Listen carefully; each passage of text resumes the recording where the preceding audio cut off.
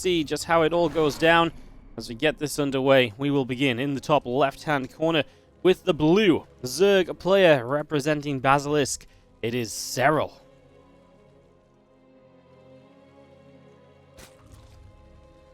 In the bottom right-hand corner, the red Terran from Team Liquid, Clem. Alright guys, let me find my favorite observer. I wonder who is actually observing today. Maybe Hyperion's observing.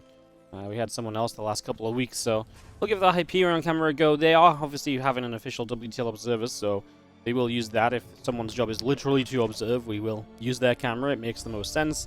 Obviously, we can keep our eye out for anything else happening and ping over to it whenever necessary. And yeah, it would have been...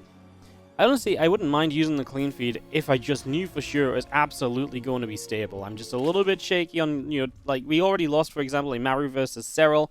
Ability to put that on YouTube and just kind of, for example, like, because it was just a mess of a series because it was the clean feed issues. So I'm just terrified to use the clean feed and then lose out in a game. And, especially when the series are this good. Maybe if we started with something worse, I don't know what that would be. If there was like a TVT in the bracket and we start with that, I would try the clean feed, but I'm kind of terrified to use it after the issues we had throughout the group stages. As we do get the playoffs underway, again, there's $45,000 tournament players qualified from their placement in Kung Fu Cups and World Team League matches, as well as there were a few open qualifiers as well. Of course, Serral was absolutely dominant in the WTL. He had absolutely no need of playing in any form of qualifier. He did play a couple of Kung Fu Cups as well, won a couple of those throughout that regular season, so he made it in very comfortably, and he looked good in the group stage as well. 2-0 against Maru was very convincing, and that's why I would actually for once say I really kind of favor Serral coming into this series against Clem. Clem just doesn't have the star power in TVZ that I've, kind of become accustomed to Clem having, right? Like, to me, that is just not really a thing from Clem anymore. And that's not a bad thing. I still think Clem's a very good player, but his TVZ at some stage was truly the absolute best out there. It was, in my eyes, somewhat unbeatable. Even against players like Serl. Like, Serl struggled. How many times has Clem won, the European regionals on the back of that TVZ? Well, a bunch of times. That's just not the same Clem that we have nowadays. And not necessarily because I feel like Clem's leveled down. I just feel like his TVZ maybe hasn't stayed at that super high level, but his other matchups have risen. Serl, like I say, in ZvT has done nothing short of impress, as he's just been kind of cranking out amazing series after amazing series in this matchup, where even players like Raynor and Dark have stumbled. He has just had absolutely seemingly no issue. He deals with Maru's aggression, he deals with Maru's late game. I think Serral right now, in my eyes, is the absolute best player currently in the game. I don't say that lightly, I really don't. Usually I'm very unbiased and I leave it very open, but to me, Serral has had the consistency. The only place he's looked shaky at all, quite frankly, is ZvZ, which is something we don't have to talk about today. This is going to be a complete combination of builds. So this is going to be a fast 2-base Lair Roach build against a 3 Rax opening from Clem. I can't imagine this. This is kind of interesting. If Serral wants to be aggressive, I imagine it isn't good for him because Clem is cranking out a lot of fighting-based units early. Although I feel like it is maybe bad that he doesn't have tanks, but on the other side, if Clem wants to be aggressive, I don't think he's going to find much love either. Going up against a whole bunch of roaches super early in the game, this is going to work into a very interesting little scenario here. I'm not 100% sure how exactly this is going to go down, if I'm going to be completely honest with you guys. This is going to be a really interesting one, as we do have our Reaper hopping up in toward the main base. Clem sees the lair. He is going to drop a grenade here, which gets him to the low ground where there's going to be more queens, so he hasn't seen any sort of tech that follows up off that lair. But what he does see, I believe, is he didn't actually, well, he would have seen drones mining that top gas. I think he will have seen drones mining here, but not here, so I think he'll know it's not 4 gas.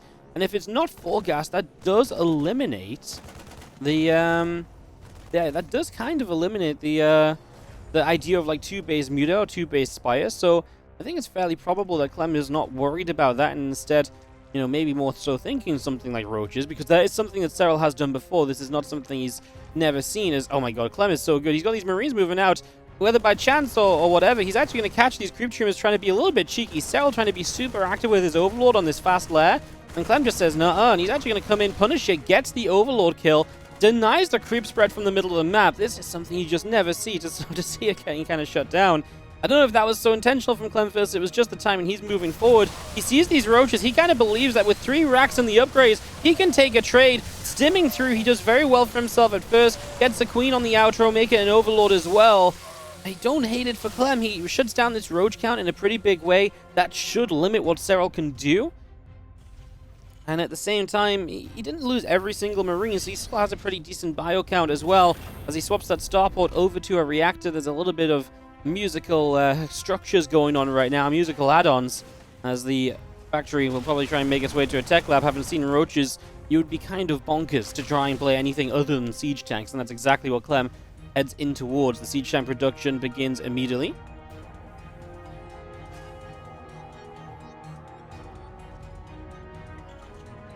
Marines just chilling at the front, the +1 on the engineering bay, continuing through the roaches, the drones all coming out, missiles and carapaces continuing to produce.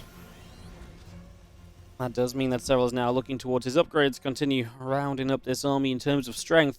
So he'll head into that 1-1 and see what else he can do with it. A few SCVs go to the third. I'm not sure Serral really wants to push in or anything. In fact, I'm a little worried that these roaches are here. I honestly feel like with a stim, Clem could have a pretty good trade, especially as the first medevac shows up. He doesn't want to stim too soon. Both of them are kind of going back and forth. Now it seems as though Serral is convinced he can kind of fight, but then as Clem stims, I don't think Serral wants to stick around. I would have maybe preferred Clem to have turned around and then stimmed, so you had like the extra step on the roaches. Then he might have grabbed a couple more of them instead of here. He's only grabbed like 1 or 2. I feel like there was maybe 3 or 4 up to grabs if he turned, got a step closer, then dropped the stim to start closing that even shorter gap. Creep pushing out onto the map, that's one thing that's not really gone on, checked by Clem, I suppose. It's something that has just kind of continued through. So that creep spread looking good, Serral's working out looking fine. As he gets towards 4th base, he will start to think about some more drones, unless he's really committed to this roach timing. He's currently in a mega supply block, 6 overlords on the way. It's not every day you see Serral building 6 overlords, but this is going to be one of those moments as you just see the first Marine starting to cruise around the map. Obviously the drop play, very powerful, very potent. When you're up against someone who's playing roaches, they're going to be very limited in their mobility. That's going to force them to be very hyperactive in terms of being, prepared, being ahead of the game, being ahead of whatever else is going on. As our Roach Ravager still gathers up out down the front, the medevacs are going to go into the main base. I'm kind of surprised Serral hasn't got something over there already. I don't think Clem is expecting the speed of this burrow either, though, so that's going to be a little bit of an issue. However, he should see the tunneling claws on the roaches, and he does see it, because he starts up missile turrets. It's just a little bit too late, so he's noticed the graphical change, but there's already roaches popping into his natural. Now there's going to be a drop-a-load of roaches into the main base. Serral getting extremely creative here, as Clem will take a chance to knock down some creep spread, as we do see Clem still having to deal with these roaches, and of course the larger attack setting up at the front. Clem has to be prepared for this as well. His tanks are pretty well set up. They're quite far back. They're in pretty okay positions. The missile turret there provides vision. The drop in the main. Now going to trade with those roaches just for a second before we lift up and back away again. Force of Bars will knock 1 tank down off the high ground. 6 SCVs killed. I would say overall Clem's defense has been pretty apt. We do meanwhile have Serral going into the infestors, so his tech continues. No one Hive just yet, though. You would expect him to get Hive pretty soon. I appreciate this. It's kind of interesting. He's not gone to like 75, 80 drones immediately. He did take like a stop at the 3-base saturation to produce units. So Serral's economy is not being like ridiculous. I imagine that's the reason why he didn't start Hive yet. But Hive is only going to be a major aid. Vipers against siege tanks, when you're trying to play roaches, oftentimes open up the game for you. They are the unit which can absolutely change everything. As there's the Hive, but also the Hydra Den, obviously a move towards Lurkers is also a way to tech up your army beyond this, what is currently still Roach Ravager. We did get Ling Speed, I believe. That has now finished, but we've not really seen any of those Lings coming out as Clem finds the chance to nip 1 Queen and just grab that very quickly.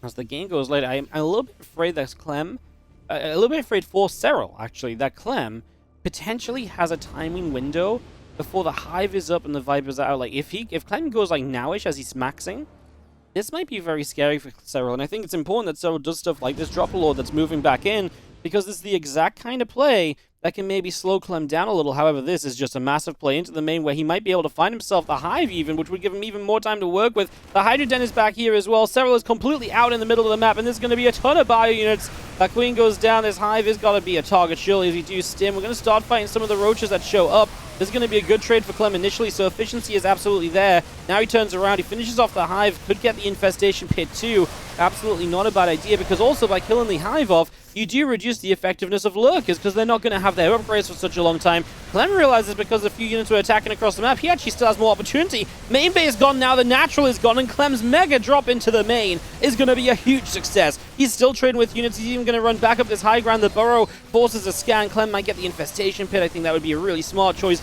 as Serral now has to build an Infestation Pit after his lair completes. The nice +2 missile upgrade as well. He'll unload in the corner to go for the second Evo chamber in the carapace, but it has finished. As we will see, Clem probably unable to do too much else here.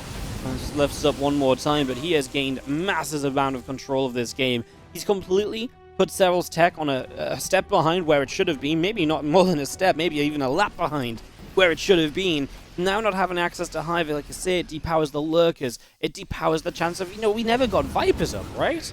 So we still don't have a Viper available. Now the siege tank count from Clem isn't super high. We saw a couple of those die as Serral dove back across the map. And this drop just continues. Clem seemingly thinking he can just keep on trading, and he's not being super wrong. He's been able to find a few more pickoffs, and he's keeping so many units there. It's definitely dissuading Serral from kind of thinking of going across the map a second time or anything. First Lurkers are going to morph, but remember, they do not have upgrades, and their upgrades are a mile away. We are, Infestation Pit, a Hive, and then upgrades away from actually being able to have these Lurkers at truly full power. Can't really go shouting about my excitement for the Lurkers right now, especially on the back of Roach Ravager. When there's already been tanks being made, etc., they're not going to have that initial kind of pushing power where it's like, oh, the Terran's caught on Widowmine production. Not in the slightest, and Clem is going to have himself an absolute eternity to get Ghosts up and ready to play as well.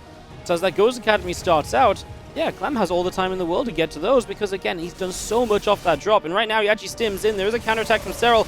Clem commits into the Lurkers, gets 1, 2, 3, looking for number 4. He just does not care about the fact those Lurkers were firing throughout this. He's going to cancel Lurker 2 as we do see some Roach Ravager diving by. Clem, back in the main base, has actually shut down the additional structures there, including the Hydra and Lurker Den. So now, Serral can't build anything but Roaches. So his choices in this game are also being limited. Tank defense is doing what it can, but it is going to kind of simmer down a little.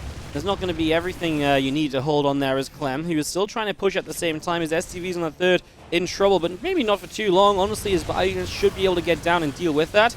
He just needs to take a moment to go there on the offense. He is going to start getting cleaned up. His tank count going down. Both players hovering now about 145 supply. Their supplies have very honestly matched each other kind of throughout this. Despite it kind of being a good trade here or a good trade there, it's really been quite back and forth. Supply-wise, neither player's really taken a significant lead, and that does worry me for Serral, as generally supply leads are kind of necessary when you're playing a Roach-based army. These few Lurkers are the only tech units we really consider to be a part of this game right now.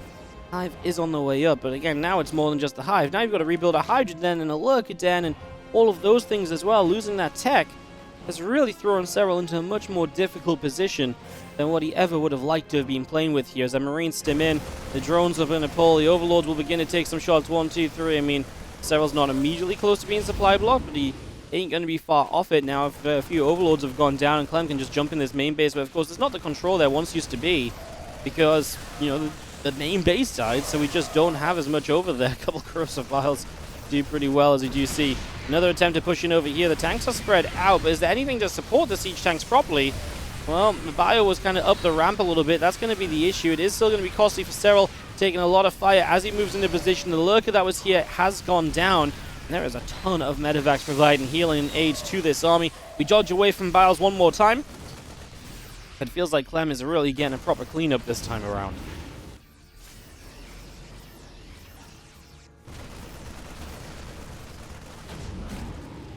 Clem jumps up in towards this main base over here. A couple of Hydra shots. Going out towards a medevac. Lurker Den coming through. Our Biounit's just going to sit here. A couple of Queens are going to go down pretty much immediately. Serral supply blocked, as we are going to be seeing a Roach down there going down. This Hatchery is going to be taking some shots. The Hatchery going to be dropping down before Clem lifts up almost certainly. As Clem just continues to limit the mining available to Serral, which means that he's slowly just bleeding out of this game. He's got too many cuts to bandage up. And I don't think Serral has recovery on the mind, as Clem is going to lock down game number 1 of this best of 5. Kind of looked, honestly, I liked how it opened for Serral. Don't pick their best map straight away. and they keep their best map for like a point in the series they're guaranteed to get to no matter what, because it's almost like, hey, just in case I lose my best map straight away, at least actually have my best map a bit later down the line to start pulling me back in the series if I need it, for example. Bottom right-hand side, our red Terran from Team Liquid. This is Clem. He's up 1 in the best of 5 series, taking on the blue Zerg, top left from Basilisk, Serral.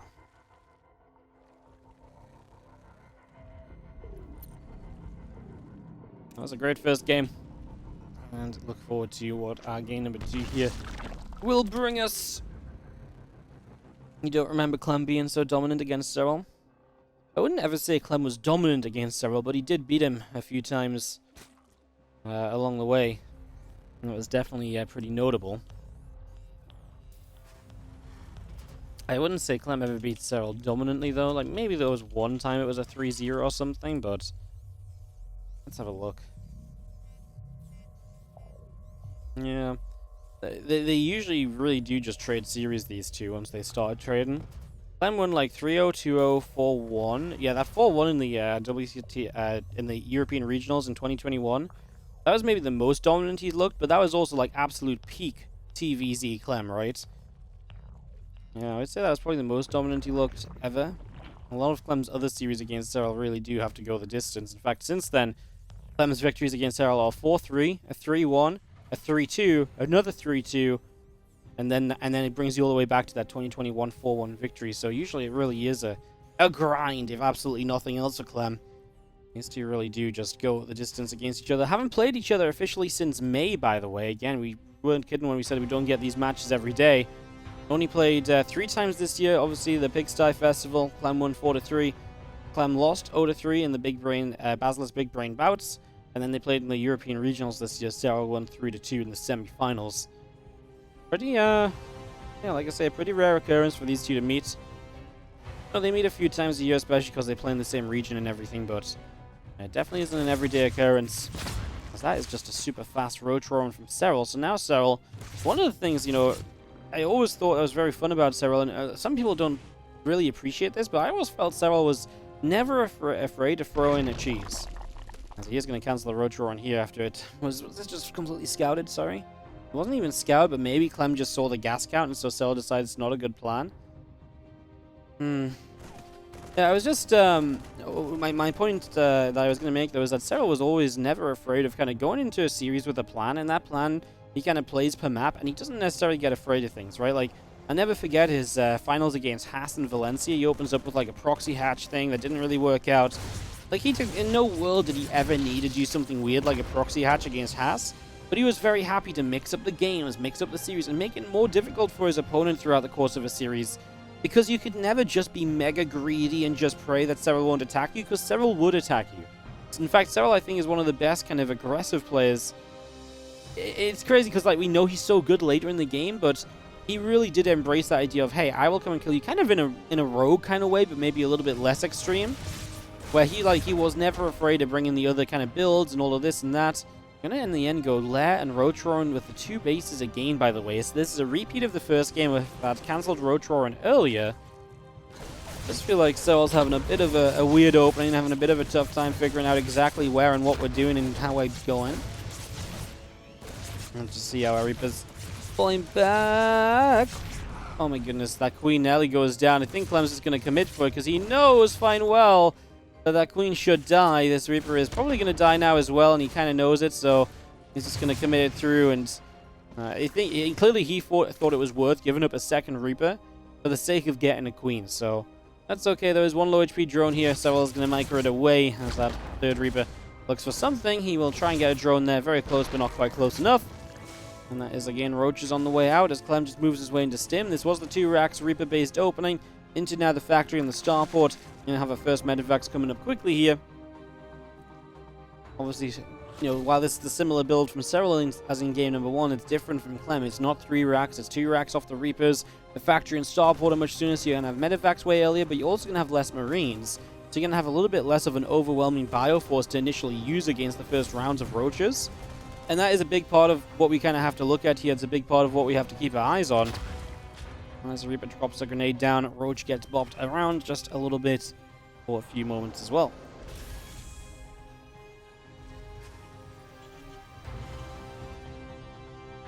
Turret speed about to finish. Couple Evo chambers and some drones continue out.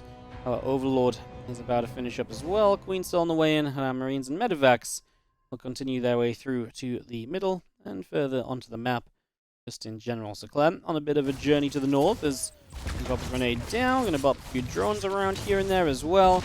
That Reaper gets picked off. And just going to be seen now the Medivacs loading up the Marines. So we're going to try and drop into the main base again. Clem trying to utilize the lack of mobility that the Roaches will have, but Serral was already on his way over. He's going to be there pretty quickly.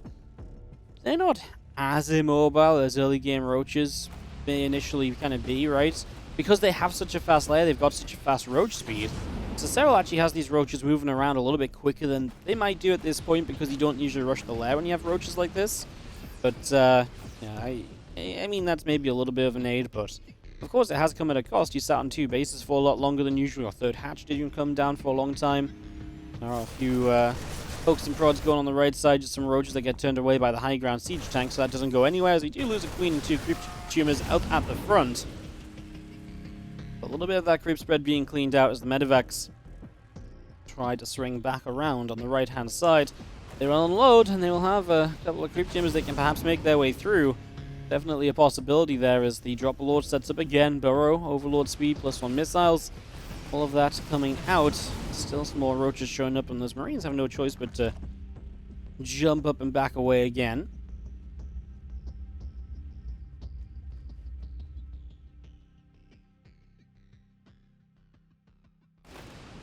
Marines unloading over on the far upper right-hand side. Just going to be seeing the link speed now starting, so Serral is going to get that going. Same as he had last game, as Clem sees the chance to just dive for a couple of drones. Going to go for the Queen. Always prioritizes these Queens if he sees there's one available. There's only 3 Queens on the map, which means there is going to be a very limited amount of creep spread. If Clem could get across to the left and deal with that kind of creep pathway over there, Serral just doesn't have a lot of Queens to really utilize right now. Like, he doesn't have a lot to inject with and all the rest. Some burrowed Roaches are going to be in trouble here as they were blocked by the wall, and the missile turret comes up to help punch them away. Clem realizing the kind of same situation as what happened last game is this is now going to be the Drop Lord action into the main base as well. Could really do with the missile turret there as well, just to help with that, as Serral a little bit more kind of concise with his attacks here. Everything is synced up a little bit better. As a few SDV is actually stuck behind a siege tank there, so the mining is not perfect as those Roaches are going to move into missile turret range. Low ground turret does work there. Serral still trying to find an opportunity. If he moves too far forward, though, those high ground tanks are going to be an issue. The SCVs are free! Maybe on the way they want to be by their siege tank getting corrosive bile down, but free! I tell you, free! Yeah, it's something, I guess. As 12 Roaches continue out. The link speed's about to finish. 2 missile upgrades are still building up, but I don't think Serral really has anything more to do here. He's going to borrow those Roaches' improved HP regeneration while underground. It's just going to get them healthier again, but there's no attack coming. He's kind of done.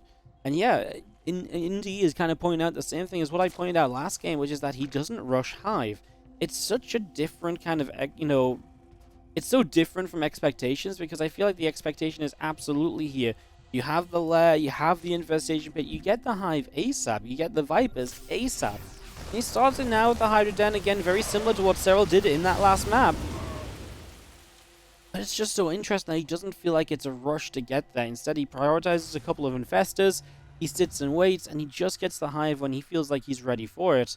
I feel like the majority, if you put most of the Zergs in Serral's shoes here, the Hive would be like an insta-build off the back of the infestation pit, because they just feel the need for it, right? You feel as though you've just got a completely different level of safety once that Hive is up and Vipers are out against the siege tanks. And once again, I'll be interested to see what Clem can do in this kind of timing window where he's going to be close to maxing out. Serral's not going to be quite on Hive and Vipers, and there's going to be just one extremely powerful push from Clem. I really want to see how Serral copes with it. Obviously, maybe going to lean a little bit into the infestors as a way. Obviously, this is a shorter map, by the way, as well, as we do lose an infestor here. So one infestor down, the other one already used its fungal. Clem didn't even lose any Marines. There wasn't enough of a follow-up there. Now he hops into the main base. There's Roaches running into his natural, though. That's going to be what turns Clem around for just a moment. Meanwhile, there's going to be this Queen defense getting the pick off there. And like I say, it really is these Roaches that have turned Clem around. I said it last time, Serral had to do something to kind of buy himself some time. And this is him exactly doing that, right? Just buying himself as much time as possible, giving himself the best chance he possibly can. And now Clem is not focused on pushing. Now Clem does not have as scary of a fight over here as he might have initially had, because he has been stopped, he has been slowed. He is still taking a good position, but like I say, it's not quite as deadly as before. So I didn't really notice this before, but Clem's upgrades are not exactly the best. They're sitting at 1-1, just about to start finishing 2-2, so that has been an upgrade lead from Serral as well. As Clem's still trying to poke in around the back. There are roaches on this left-hand side. I'm not sure. Okay, it was just one unburrowed roach that got hit initially. Now these roaches are all going to pop up on these siege tanks. Those tanks are going to be in trouble. The drop is not going to do too much else, and I think this is, well, honestly going better for Clem than I thought. He actually got a lot of cleanup there. The tanks all firing actually did a lot of work. A few more SCVs continuing to go down. That's 18, 19 kills for the moment, so damage continues to be done. We're seeing our Seismic Spines coming up. Our Muscular Augment still in the way. 8 additional Hydralisks being built for the moment here as well. Clem losing 19 SCVs. It was just a spot-on attack from Serl. It hit when he needed it to. It really pulled Clem back, and it also took Clem's attention away. Serl was annoying enough with that group of units. He was consistently moving them about and hitting a different place here and a different place there. But by being that annoying, he took Clem's attention away. He made himself have the chance to make plays like what we saw with these roaches popping up, roaches popping down, jumping on the tanks, etc.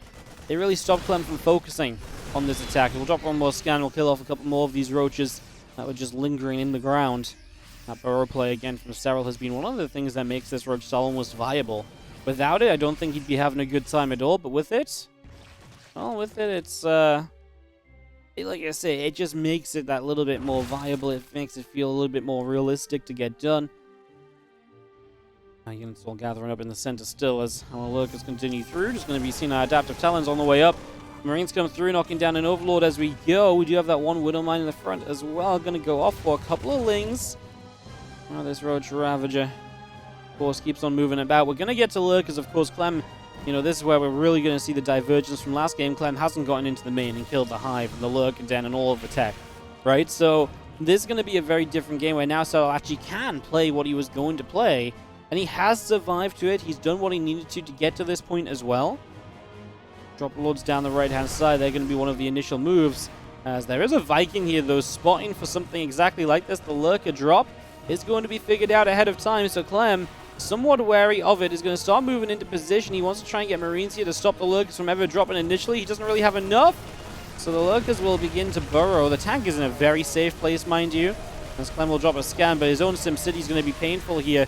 He tries to come from all angles, and honestly, he makes a pretty good go of it, but it's just always going to be expensive. Stimming into Lurkers is never exactly going to be fun. We need a second scan. We do lose 11 SCVs as there's a push on the front as well, and I think Serral is just step-by-step dismantling Clem, as this time, Clem does not really have a set of answers. Serral just goes 1 punch, 2 punch, boom, I've got a third hand, 3 punch, and that in the bottom left-hand corner, we are going to have our blue Zerg from Basilisk. This is Serral.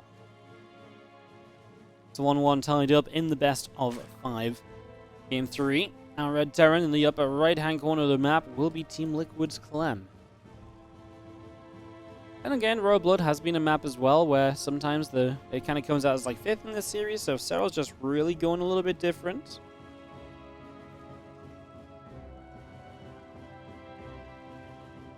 And yeah, maybe Serral just kind of mixed up the video process altogether.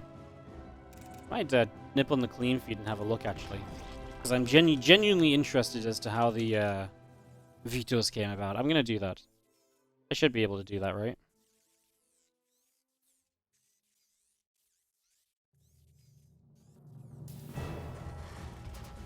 Let me have a look. So it doesn't say who picked which map. It just says Serral banned Gresvan and Clem banned Altitude. Map 4 will be Ancient, so it does seem as though this is a Clem map pick, and then map 4 will be the map pick of Serral. Man, it's funny. Raynor also banned Gresvan against Clem in... he also banned Gresvan against Clem in... oh, this is a build. In Gamers 8, in the player semi-finals. And Clem kind of laughed a little bit. He's like, why would you do that? Like, you know, Gresvan's meant to be a fairly back-and-forth map. But even Serral kind of agrees with Clem's play, and Gresvan is the map you get rid of. The third barracks proxied. It's so interesting because what what does the third barracks proxy specifically do? Well, obviously a third racks Reaper is, much more aggressive in general. What do you gain by proxying that third racks? The additional Reaper shows up that little bit sooner. By talking about, like, the third or fourth Reaper in this game, is going to be Reaper number 4, is going to show up maybe as Reaper number 3, I guess, because obviously it's going to be a little bit closer, so by the time this Reaper that just started building over here on the natural finishes and goes across the map, this Reaper that just built off the proxy should already be on the way over. Huh. And again, obviously, in a way, you're hiding this barracks because you don't want Serral to kind of know about it either, so that Serral thinks it's only 2 racks of Reapers and then maybe responds less correctly or less aptly than he would otherwise. My only question mark is, again, why proxy it so heavily? Can't you just build it closer to your base so it has an easier time retreating, so you have an easier time making use of that barracks later? Rotoron starts from Serral, though, which is probably the right idea here. With the 3 racks Reaper, he'd love to cancel and delay a third. Well, Serral doesn't even want his third base just yet. He's very happy to go without it, so Clem is going to have this extra Reaper showing up now, and we are going to see, well, maybe this is a way to punish Serral, who is going to rush Roaches without any Zerglings. Because now these Queens can't fight as easily as they might usually typically like. We lose 1 Reaper, but we're going to get the first Queen here in a moment. A second Reaper goes down. Clem's just been a little bit too slow on pulling them back by a split second here and a split second there. And that makes a massive difference. 2 more Reapers right now, and this is absolutely terrifying when there were no Lings on the map or anything. I think this build may have actually just been designed around the fact that Serral is building those Rotorons. He is skipping the Lings completely, and this tries to punish that. But yeah, losing 2 of the Reapers is going to take away so much of the initial strength, although we're not done yet. This grenade's going to be good. Queen, well, obviously has to come back to the low ground to protect, quite frankly, because otherwise drones are going to die too rapidly. We're going to die forward here. We're going to lose 1 more Reaper. We'll get 1 Queen. We'll get 2. The first Roaches are going to pop. That Reaper is going to get out of there, just about getting away. But like I say, if the Roach is out, this is pretty much the end of the aggression. This is where things pretty much get rounded out and we move on to the next stage of the game. I don't think Clem will be overly upset with the overall outcome, but I do think he'll be a bit upset with how he controlled his Reapers. I feel like maybe the first one was going to be tough to keep alive, but the second one should have gotten out of there. Absolutely savable. And Clem knows, again, if he had like 2 more Reapers already, he would have perhaps been able to just break through as well. I actually think the build was very smart from Clem when you kind of look back on it and you think about what Serral's been doing. The extra Reaper, it's not just about when the first additional Reaper comes. Every now and then, a Reaper will arrive a little bit sooner. And if you're skipping Lings and trying to go straight to Roaches, it's the kind of thing that can get punished. So I think it's Clem really just playing against what Serral is doing. And fascinating that Serral is now playing his 3rd game of Roaches in a row. Obviously, you can maybe say this time his hand was a little bit more forced. I'd be shocked if he played Roaches on Ancient Sister in his map number 4 of this series, of course. That would be really quite wild as Clem loses 1 more Reaper. He's going to lose a lot more as the Roaches get the flank in. Well, Serral, he's kept making units, and now Clem's going to have to show his defenses. He has been building Marauders. He is getting concussive shells off of both those barracks at home. He went double Tech Lab. Doesn't have a bunker yet, though. And he might just be a little bit caught off guard with the amount of units Serral's about to show up with. Serral is still building Roaches out of his structures back at home. He's still committing to unit production. He wants to show up, and he wants to kill Clem. As Clem does have, like I say, 6 Marauders is kind of not what you usually see. A Banshee on the way. First Marauder's taking a lot of damage. The bunker is going to finish. Couple of Marauders get inside. It's a lot of Roach Ravager, though, as Serral will start to pick away at this front door. The Ravagers with that bit of extra range just hitting those units from a safer distance. That is very nearly a dead bunker. The Corrosive Bile, the final one, wasn't quite there in time, though. Now the bunker is being repaired. It took a long time for Clem to start repairing it. Is a little bit of a messy defense, but also a bit of a messy offense. Both players making a couple of mistakes here and there. This isn't quite as neat and tidy as it maybe should have been. Clem will find himself supply blocked as he loses the depot. However, we have been counting down the moments until that Banshee arrives, and once this Banshee is here, that's going to be consistent damage output against the Roach Ravager. At least Clem will pull some SCVs. He has a head on workers. He can afford to lose a few as he buys himself, again, just a little bit more time. Corrosive Bile still in the barracks here from Serral. Wants to force that down and stop reinforcements. He does still have the slow Lings backing this up. So just brute forcing his way into the base is now going to find himself all the way into the main. And it looks as though Clem is maybe just losing a little bit too much. Doesn't quite have what he needs to fully stabilize here in this game number 3. Maybe Serral is going to end up with a 2-1 advantage, leading this series for the very first time today. And it will put him onto match point, of course, as the few additional slow Lings just showing up are, just getting rid of a depot, just going to make sure this barracks maybe has to lift up, for example. In fact, going to lose a barracks is obviously a pretty big deal as well. That's extremely expensive. SCVs do not get there. That's a production structure down in a game, whereas Clem, you're hoping to have some amount of recovery sometime soon. That all said, Clem does clean up. He's equal on workers with double mule on his side. A shame he's only on 2 barracks instead of 3. He'll whack his factory onto a tech lab and get a siege tank out, I imagine, and try and use that to help stabilize against any future fights that might be coming out. Starts up Stimpack as well, as he'll go back into the bio upgrades following that concussive shells.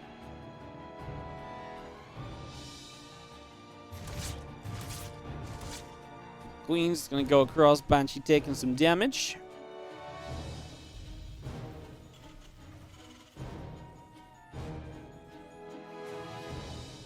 I see the Knight is coming up from Serl. That's how he's going to try and clean this up and end this, apparently.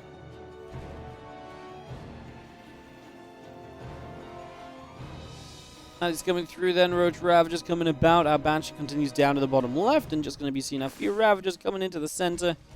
Roaches and Lings continue up as well. We do have ourselves the Knight is into the corner of the main. Clem's got 1 Marine that's about to come over and spot this. Yeah. Clem, 3rd CC is obviously the sort of investment which right now looks a little bit silly, but again, it's hard for him to know what Serral was doing until he sees this Nidus. Roach is going to start pouring out. 2nd Nidus, so the 1st can't be targeted. We're a little ways away from Stim, and also that siege tank pops on the wrong side. I think it was blocked. I don't think it could pop on the other side if it was rallied there, because the other tank had just sieged there. It's a real difference maker. If you have 2 tanks sieged up against this, much better chance of survival. Obviously, the Banshee back to dealing some damage as well. The SCV surrounding the Queen. The other tank goes down, though, and I just do not think Clem quite has the numbers to hold this off, as Serral can continue to reinforce through the Nidus networks as well and just bring as much as possible to try and whittle down Clem's main base. I guess he doesn't have too much, though. Only 3 Ravagers. Clem now having Stim. He loses 26 SCVs, but Serral's still only on 27 drones, so maybe, in essence, there is a way for Clem. If he cleans this up right now, he will also then have Stim against Roach Ravager in very low numbers as well. This isn't like super high amount of Roach Ravagers. Oh, the SCVs block the Ravager there from getting back into the Nidus. That's 1 extra kill for Clem. Is this maybe okay, guys? 8 worker lead. 3rd CC is back on production. 8 worker lead for Serral, but like I say, that's only, now going to go up against triple CC. That's not a lot, and Serral is still building units. He's going to go one more time. Nidus out the front this time. He's going to go for a full frontal assault. Clem keeps defending, guys. This series is delivering as neither player dies when they're meant to die a couple of times over. Clem's going to see the medevac here. Boom. Perfect information. He knows the only reason he built a Nidus here is to go against this empty medevac. Actually gets a good scout and gives Clem a little bit of a heads up of where this next assault is coming from. A little bit of preparation time might just help Clem to make the difference, because we're playing a very tense and tight game right now where there's minimal difference between the two of them. Banshee comes forward, starts to hit these Roaches and Ravagers just a little bit. How many Queens have we got? Only the 2. And of course here the creep isn't super great, so Queens coming forward is not super easy. Clem will see that 1 Queen approaching, so the Banshee should back away. Would love to just repair it for a few moments. I know we're low on cash, but I know Clem's micro is good, but I feel like he's living life on the edge with this Banshee. As he does get rid of 1 Ravager, he's still trying to stay out of Queen range. No! Oh my goodness, he's still alive. And now we repair the Banshee. Okay. Clem just wanted to play with me a little bit. As the tank's set up, the bio army's growing. I don't think you break into this anymore with this Roach Ravager force, not with Stim available. And I think Clem has actually done it. I actually think he's turned this game around and provided himself a hold here on Royal Blood. Couple times over, I thought he was dead. And maybe I just shouldn't have doubted. The Banshee back until the Queens get a little bit more active. Do not find a transfusion on that Ravager either. Another Roach going down. This Banshee has been amazing. So many kills. Actually kill off the Queens. The Banshee has free reign. And Clem has game 3. Clem 2-1 over Serral here in the quarterfinals. What a ridiculous series we're actually watching. It's just so... On the bottom left-hand side, we are going to be having the blue Zerg, who is down a map from Basilisk. This is Serral. Takes on the Red Terran in the top right. It is Team Liquid's Clem.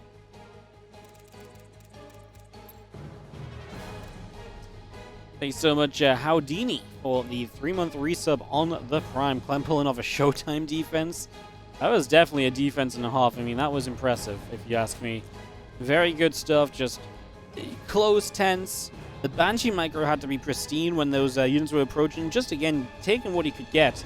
A Ravager here, a Roach there, right? Those little things just adding up in your favor go such a long way.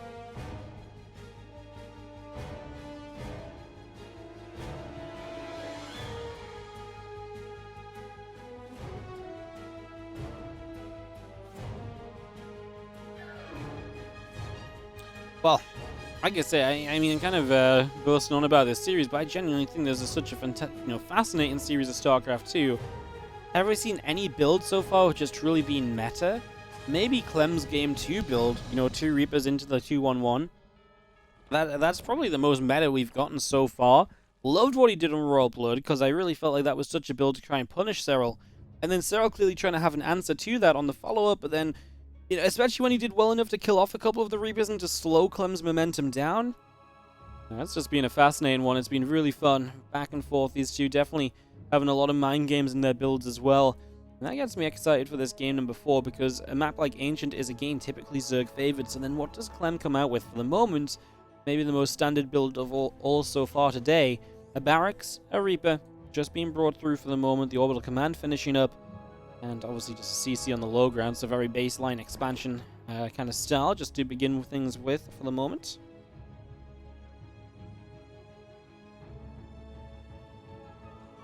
Has the new patch made matches more unpredictable? We don't have a new patch yet. All the balance suggestions are still simply suggestions. Nothing's been processed into the game still.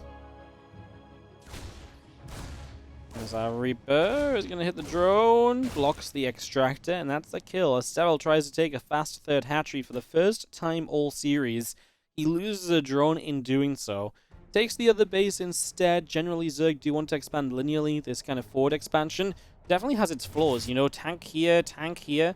Very good to push into. We've seen Bjorn especially has loved pushing into this base recently, so that might be somewhere that Serral is not so, fond of looking to defend. We'll see if Clem kind of brings a similar focus to trying to attack that base as, like I say, kind of Bjorn has been bringing lately in his games.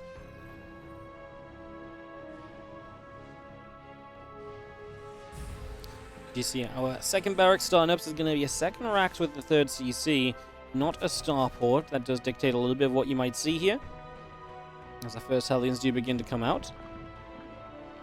And just going to be seeing this Reaper, for the moment, kind of push back out into the center. The couple of Queens still moving forward. The Reaper going to take a couple more shots and shoved away one more time. As the Lings are just going to get one nibble on that Reaper as well. We continue to go backwards and forwards. And our hatchery will be finishing in just a moment on that low ground as well. Queens and Lings still being brought through. The couple of drones are coming out. All of this being brought into action for the moment.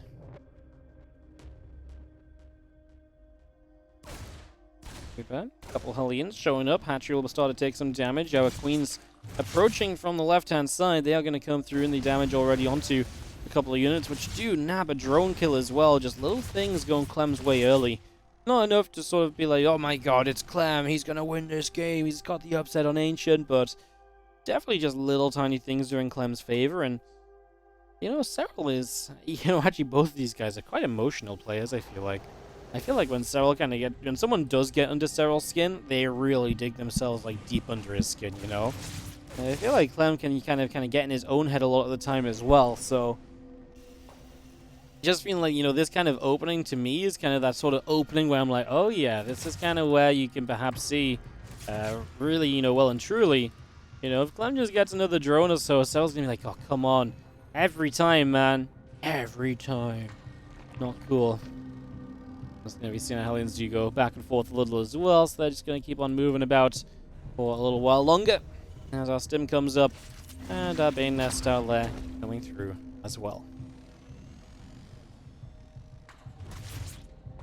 After taking a shot, a couple of Hellions taking some damage as well. Just going to be seeing a few extra drones coming up. Serral, of course, the first time this series is going to build the Baneling Nest.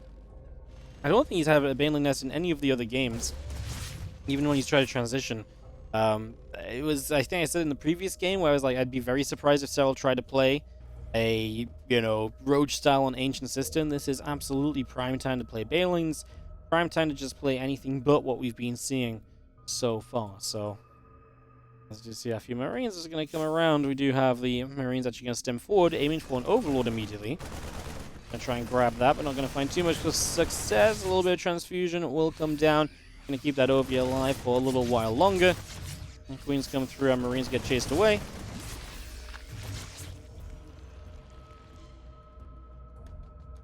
And you still see that balance speed coming out with the Carapace upgrade. Also continuing in just for now.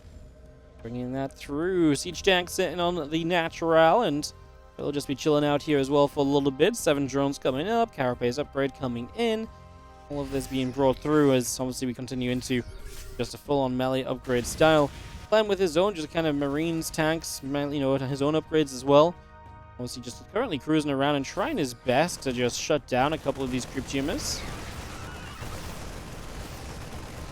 Actually going to start getting a little bit of a jump on this hatchery, but it's very quick to load up and just get out of there. He's not going to stick around any longer than he has to, that's for sure.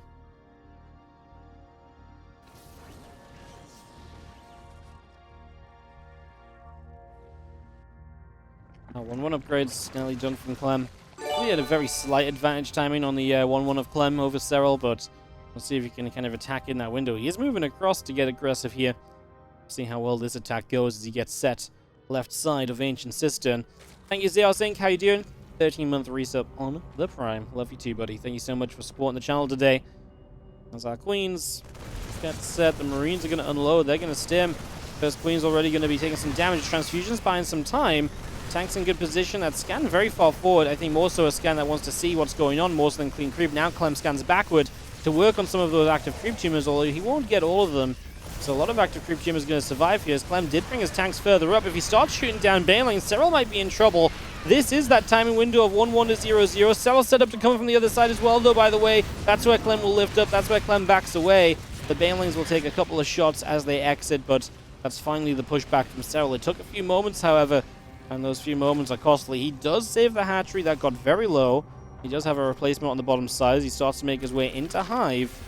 This is the sort of opening where Clem can continue to utilize the way that things have started out, though, right? This is where Clem can continue to kind of keep on pushing, keep a bit of momentum in his favor. We'll see if he can take all of that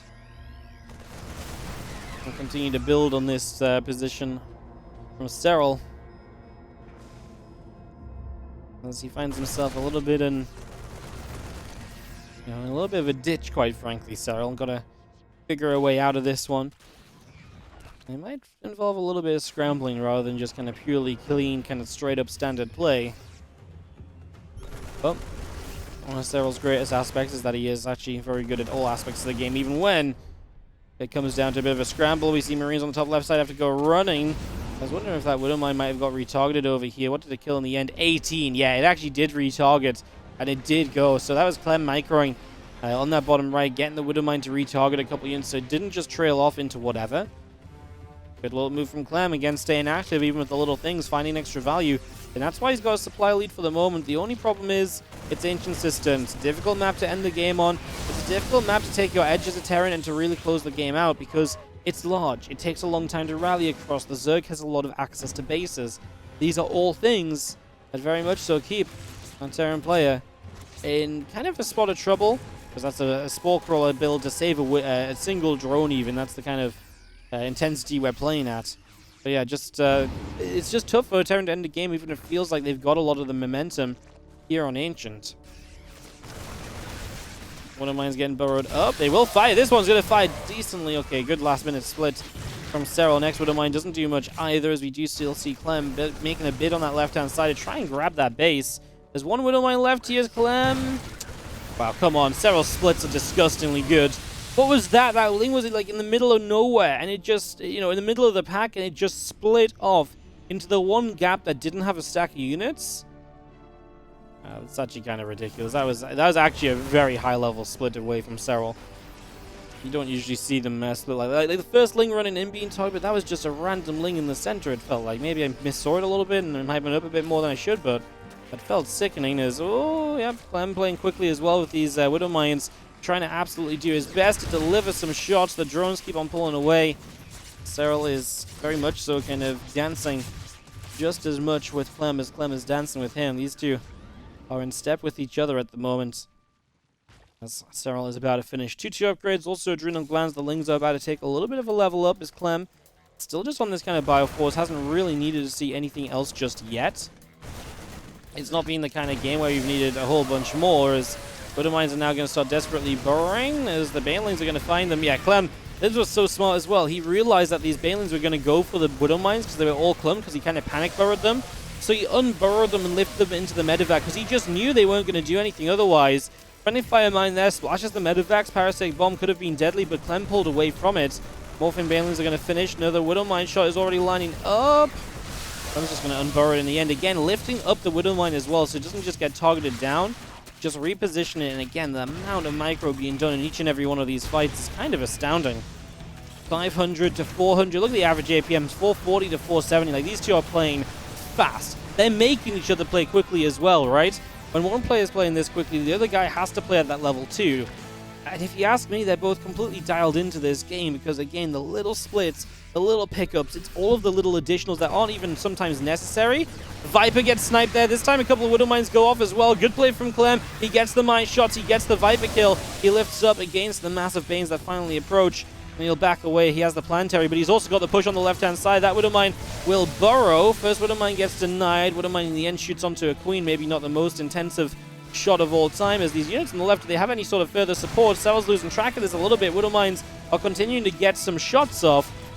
The Liberator kind of just sieged during this, but Serral's in position to deal with it. He loses a Queen, but the Liberator will not cause any more trouble than that. No denied mining during that harassment.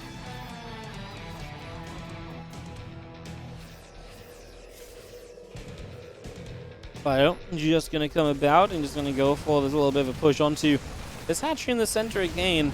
Clem can keep up the pressure because he's still being able to control the creep in a big way. Those Widow Mines burrowed up a little bit too late. Now Serral has a little bit of a jump on Clem's army. This time Clem was a little bit late to really kind of respond. And you can kind of see it. The Widow Mines just kind of burrowing haphazardly. They actually start dying off because the units are just on top before they're burrowed.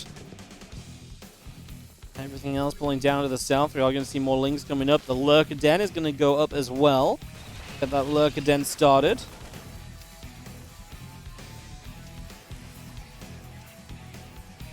And Bane Hydra spreading out a little bit. A few Marines will grab a couple of lings as well. Baneling getting cancelled. Clem still maintaining this position in the center. Resources lost. 16.7 to 12.5k difference. Now Abduct there on the Liberator, just bringing that out of position. There's one Widow Mine on the corner that actually does find a good connection. Was a little bit off from maybe where Serral expected it to be. He didn't really have a response to that one. Now Serral has slowly and brutally fought his way up into the Lurker Den. Now Clem has to get his response up in the form of those ghosts, which are on the way. And this army spreading out across the front door.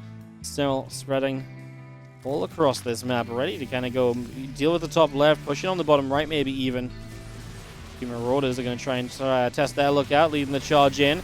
There's a few Marines to support behind this as the Widow Mine's actually going to get a big shot here if Serral isn't careful. And he kind of microed a little bit against it, so he minimized the amount of effect.